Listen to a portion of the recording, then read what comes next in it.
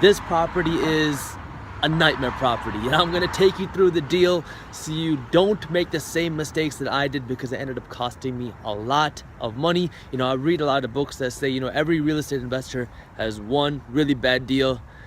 This is mine. So I want you guys to learn from my mistakes. This is not something to teach you in business books or even something to talk about in real estate books. So I want you guys to learn from my mistakes so you don't make the same mistakes as I did, because it was very expensive.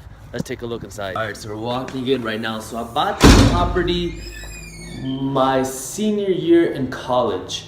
And so this was my third property that I was buying. I made the money to buy the properties from the businesses I was running in college.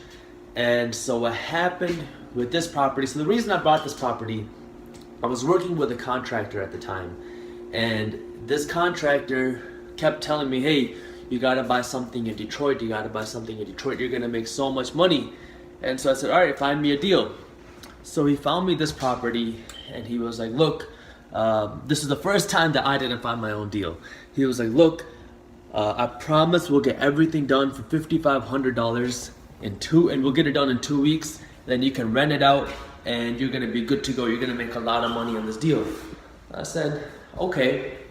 So typically when I buy a property, the first thing I do is I get a property inspection done by a private inspector. This time I didn't do that. I took my contractor's word for it, and that one ended up biting me in the butt. I mean, it was a horrible idea. Never, never, never buy a property without your own private property inspector. So I walked through the property with my contractor. He's like, look, the property's in pretty good shape. All we gotta do is do some cosmetic work. You're gonna be good to go. He said, don't even worry about getting a city inspection yet. Get it when we're done and you'll be fine. So later I go to find out that the reason my contractor was really pushing to get this deal is because he needed money, and so he just wanted any deal where he would get paid. So I bought the property, and I paid him some money and he starts doing work. 2 weeks go by, which is what he said it was gonna take to complete the deal. And he was like, yo, I need some more time.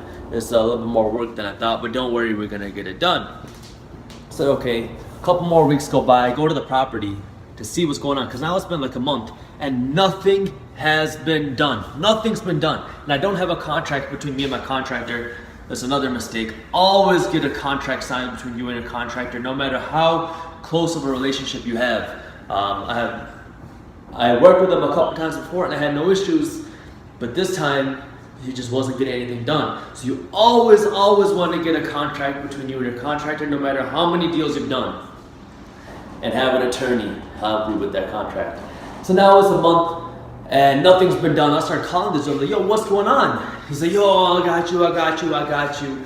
Anyways, another month goes on, pretty much nothing's been done. Like, they painted the walls and like it's been like pretty much nothing, essentially. And so now, like, I'm getting heated. I'm like, Luke, what the heck? I paid you this money. I got money invested in this property. You're not doing anything. We're not getting anything done. And so, you know, he starts becoming unresponsive. And so at this point, I'm like, okay, I need to do something. I have this property. I can't just have it sit here vacant. I need to get somebody else to do the work. So at that same time, I owned a commercial property, or I'm a part owner in a commercial property where I had an on-site manager that I guess he wasn't doing too good of a job. People were complaining about him. He was causing issues. He was starting fights. Like he wasn't doing a good job. So I, being the smart person I am, said, hey, I'll take that manager off that property and bring him into my property. The guy that can't do the work there, let me put him in my property. So I made a deal with him. So you can see it's not going well. I put him in here and I said, hey, look, I'll give you free rent if you do the work. He said, okay. So he starts living here and I'm like, yo, how long is it gonna be? He's like, give me a couple months just because I have other things going on. I said, all right. And now keep in mind, I've had this property for months now. I haven't gotten a single rent payment. I've been paying out of my pocket for everything. And so I get this guy to come live in my property. And now he's living in my property and he's not doing any work. He's living here for free.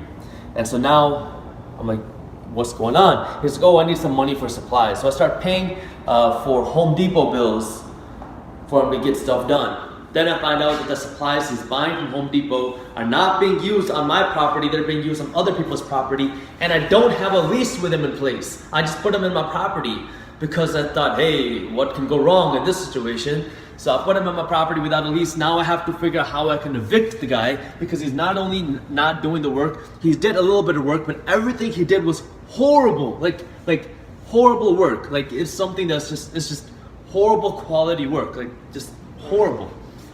And so now I gotta figure out how I can get him out. So I start talking to my managers, my property managers, and how we can get him out. So we start threatening him. We say, look, you gotta leave the property, else we're gonna file suit. We're gonna, call the sheriff, do all these things.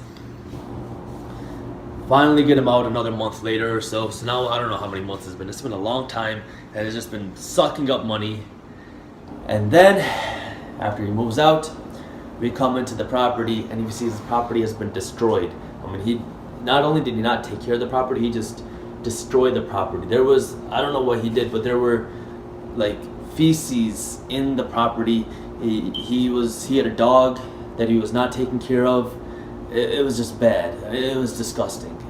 So now, not only have I spent all this money on supplies, repairs, contractor work, all this stuff, my property is in worse shape now than when I got it. If you enjoyed this clip and you want to continue your financial education journey, I have another video that I think you'll love. All you got to do is click that button right over there. And for those of you who want to stay up to date on the top finance and business news, you can join Market Briefs, my free financial newsletter, by clicking that button below. Thank you for watching, and I'll see you in the next one.